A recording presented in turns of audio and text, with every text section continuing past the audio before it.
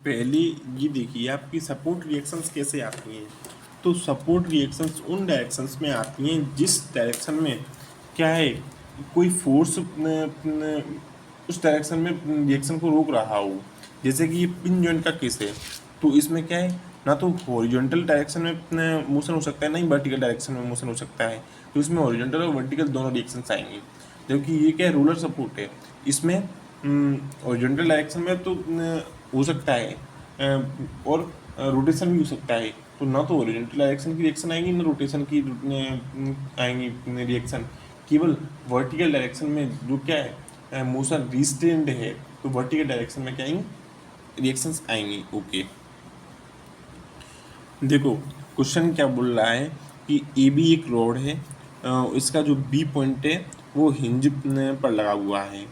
अब ये जो रॉड है वो क्या है, एक स्ट्रिंग से बंधी हुई है और एक पैग से, जो कि स्मूथ पैग है, रोलर टाइप का है, उसे एक फोर्स पी लग रहा है।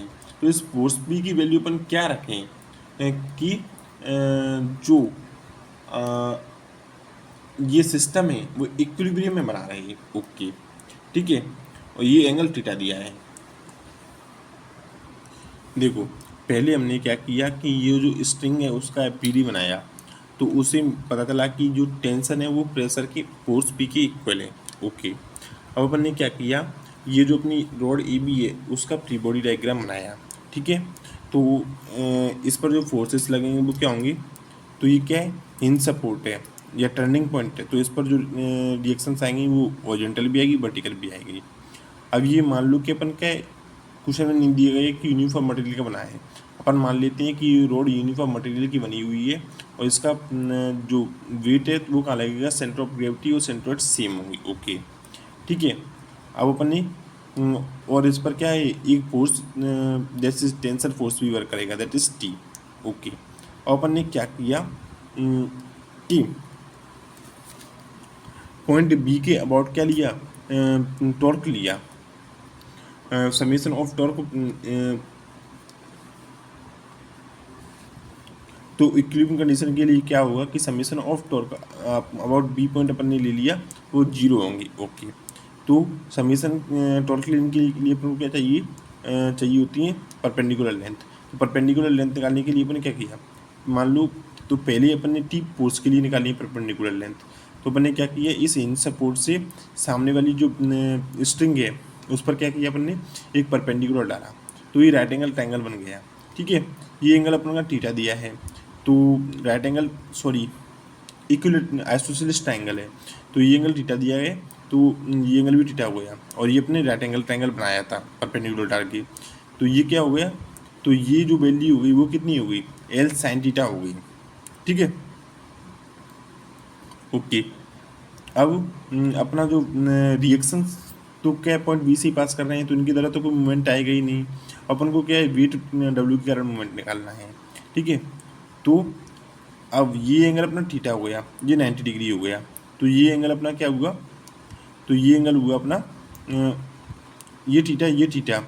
तो इस बड़े वाले पूरे आइसोसेलेस ट्रायंगल में देखें तो ये एंगल क्या होगा, 180 माइनस 2 थीटा होगा, क्योंकि तीनों कोणों का योग 180 डिग्री।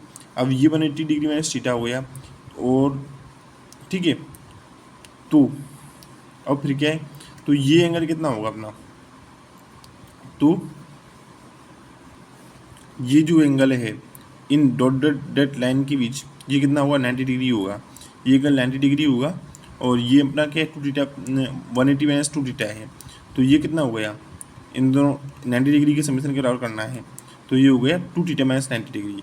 तो अब अपन ने क्या किया कि इधर से परपेंडिकुलर डाला, इसने ये और ये बनाया, तो ये क्या राइट एंगल ट्रायंगल बन गया।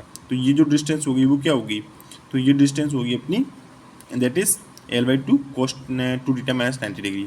ओके, अब अपन ने क्या किया, समेशन ऑफ टॉर्क इसको जीरो कर दिया, तो क्लॉकवाइज की एक साइड की, एंटी क्लॉकवाइज की मूवमेंट्स एक साइड की, इसको सिंप्लीफाई किया, तो P की जो वैल्यू आ रही है वो W cos थीटा आ रही है। अपन ने फोर्सेस को बैलेंस क्यों नहीं किया, फोर्सेस को बैलेंस इसलिए नहीं किया क्योंकि फोर्सेस को बैलेंस करने से केवल अपन को क्या हॉरिजॉन्टल वर्टिकल रिएक्शन ही तो मिलती, अपना जो मेन काम था वो तो मिलता ही नहीं। Okay, that is P force.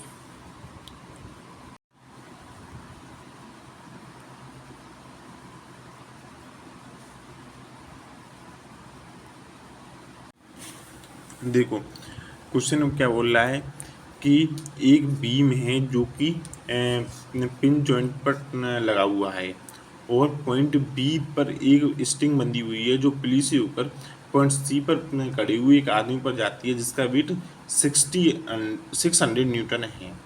ठीक है। बीम क्या है, मास लेस मान लो आप, और पॉइंट बी और सी की डिस्टेंस मान लो कि 2 मीटर है। पॉइंट बी इनसे 2 मीटर पर है और सी 4 मीटर पर है। ठीक है। अब आपको क्या टेंशन निकालना है स्ट्रिंग में। तो अपन को क्या है, अपन ने मान लिया पहले कि एफ बी डी लिया अपने बीम का, एफ बी डी बीम का लिया। ठीक है।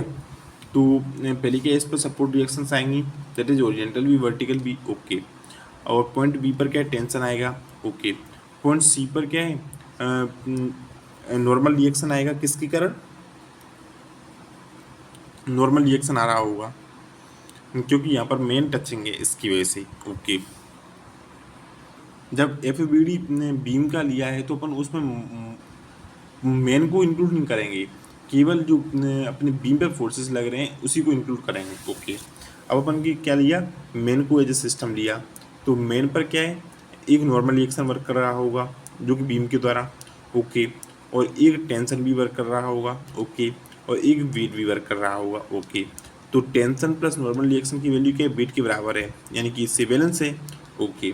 तो यहाँ से अपनी जो टेंशन की वैल्यू आई वो कितनी आ गई, 400 न्यूटन आ गई। ठीक है। तो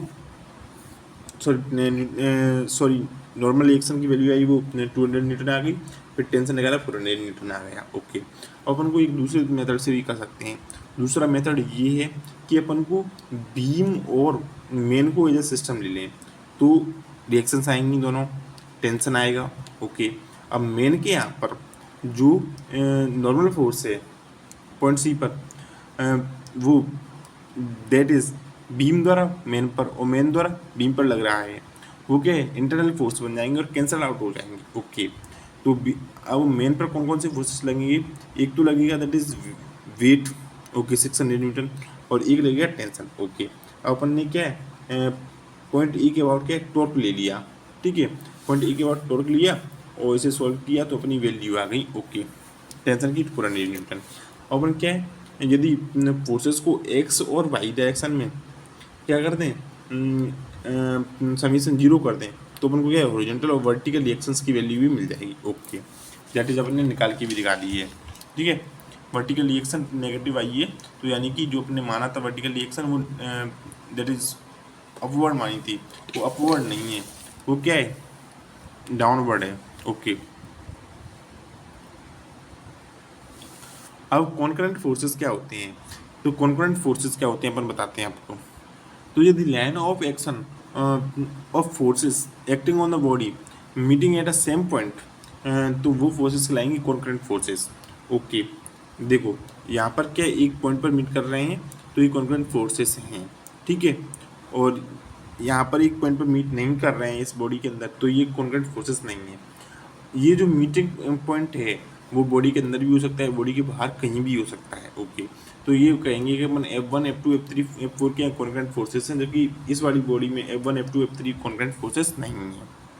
तो लामीज थ्योरम क्या बोलती है, तो लामीज थ्योरम बोल के केवल 3 फोर्सेस के लिए एप्लीकेबल है। और लामीज थ्योरम बोलती है कि यदि 3 फोर्सेस इक्विलिब्रियम क्या है, कॉन्करेंट हैं और बॉडी इक्विलिब्रियम कंडीशन में है तो उन फोर्सेस का समीशन क्या होगा, 0 होगा। अब ये फोर्सेस का समीशन 0 होगा, इस बात से अपन ये भी लिख सकते हैं कि P upon sine alpha, Q upon sine beta और R अपॉन साइन गामा, यानी फोर्सेस के सामने का एंगल लिख सकते हैं साइन रूल से। कैसे, अब इसका प्रूफ लीजिए। तो 3 फोर्सेस एक बॉडी पर वर्क कर रहे हैं। ओके। अब लामीज थ्योरम क्या बोल रही है कि summation of P plus Q plus R equal to 0 है। ओके। तो अपन ने क्या है, इन तीनों फोर्सेस का पॉलीगन बनाया तो इनिशियल और फाइनल पॉइंट मीट कर रहे हैं, तभी तो P plus Q plus R equal to 0 होगा। ओके। ठीक है। अब अपन ने क्या है, डिफरेंट फोर्सेस के बीच का एंगल बनाया, फिर साइन रूल लगाया, तो अपनी जो वैल्यू जाएंगी वो कितनी है, that is P upon sine alpha, Q upon sine beta, that is R upon sine gamma आ गई। ओके। अब लिमिटेशंस ऑफ लामीज थ्योरम क्या है, तो लामीज थ्योरम तभी एप्लीकेबल है, जब फोर्सेस को प्लेनर हों तभी तो आप इनको ऐड कर पाएंगे। और लामीज थ्योरम में जो फोर्सेस हैं वो तो या तो कन्वर्जिंग टाइप होने चाहिए या होने चाहिए अपने डाइवर्जिंग टाइप। यदि कोई एक फोर्स कन्वर्जिंग या डाइवर्जिंग टाइप का नहीं है तो अपन उसे क्या करेंगे, कन्वर्जिंग या डाइवर्जिंग टाइप की बना लेंगे। ओके, और फोर्सेस क्या होना चाहिए, कॉन्करेंट होने चाहिए। ये लिमिटेशन है लामीज थ्योरम की। ओके, क्वेश्चन बोल रहा है कि स्ट्रिंग ए और बी में टेंशन निकालिए। तो पहले अपन ने क्या किया, सबसे पहले अपन ने सोचा कि इस पूरे सिस्टम में टेंशंस कितनी आएंगी। तो पहला आएगा इस यहाँ से यहाँ तक एक स्ट्रिंग है T1, फिर ये स्ट्रिंग है T2, यहाँ से यहाँ तक इस स्ट्रिंग है T3, ये स्ट्रिंग है T4, ये स्ट्रिंग है T5। ओके, ये क्वेश्चन में एंगल दिया देते T45 डिग्री। ओके, अब अपन ने क्या लिया कि यहाँ ये लिया मास 100 न्यूटन को का BD बनाया। तो यहाँ T बनाया 100 न्यूटन की। फिर अपने मास T2 का वो इसका सॉरी यहाँ पर 120 न्यूटन है, ठीक है, क्वेश्चन में गलती हो गई है। अब फिर अपने मास 80 न्यूटन का BD बनाया तो T2 की वैल्यू आई 80 न्यूटन। अब अपन ने इस रिंग का BD बनाया तो ये क्या हो गया, ये हो गया T1, ये हो गया T2। अब ये क्या है, ये इंक्लाइंड है T3, तो इसके अपन ने क्या लेने पड़ेंगे, रेजोल्यूशन लेना पड़ेगा। ये रेजोल्यूशन लिया तो ये वाला पार्ट क्या हो गया, T3 sin थीटा हो गया, ये T3 cos थीटा हो गया। तो क्या होगा यहाँ पर, तो इक्विलिब्रियम है यहाँ पर। तो इक्विलिब्रियम कंडीशन के लिए क्या होगा कि एक्स डायरेक्शन के फोर्सेस का समेशन 0 होगा और वाई डायरेक्शन के फोर्सेस का समेशन 0 होगा। यानी कि अपन क्या कर सकते हैं, T3 cos theta equal to T1 कर सकते हैं और T3 sin theta equal to T2 कर सकते हैं। अपन ने इन दोनों इक्वेशंस को स्क्वायर करके जोड़ा तो T3 की वैल्यू आ गई अपनी, क्योंकि T2 और T1 की वैल्यू अपन को पता थी, sine square theta plus cos square theta 1 हो गई। अब अपन ने डिवाइड किया तो अपन को ये थीटा एंगल भी मिल गया। ओके, टेन थीटा का यूज़ करके, ठीक है। अपन को क्या ये थीटा एंगल मिल गया, ये अपना एंगल कितना होगा 45 डिग्री होगा, और ये एंगल अपना कितना हो जाएगा 180 डिग्री 135 डिग्री हो जाएगा, क्योंकि ये एंगल होगा अपना 180 डिग्री। अब अपन ने क्या किया कि लामीज थ्योरम लगा दी इस पॉइंट पर।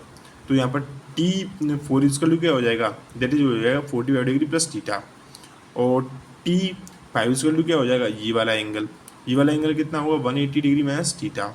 ओके, और T3 इसका क्या हो जाएगा 130 साइन 135 डिग्री। अब अपन ने क्या किया, इन इक्वेशन को सॉल्व करेंगे तो यहाँ से T4 की वैल्यू भी आ जाएगी, T5 की वैल्यू भी निकाल सकते हैं अपन। ओके,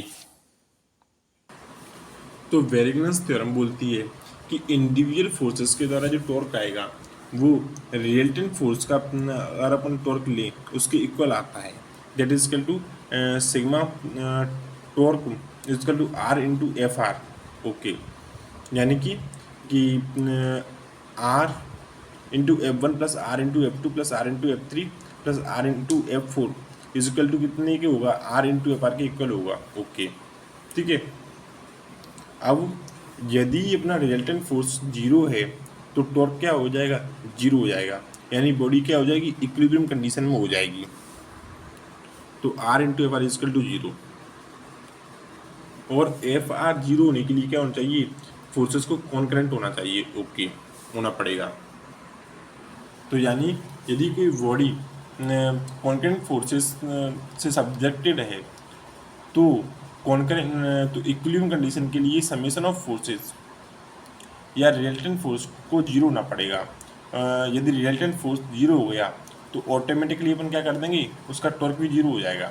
यानी कि अपन क्या है, केवल एक पॉलीगन बना लेंगे और उससे सॉल्व कर लेंगे सारी चीज़ों को।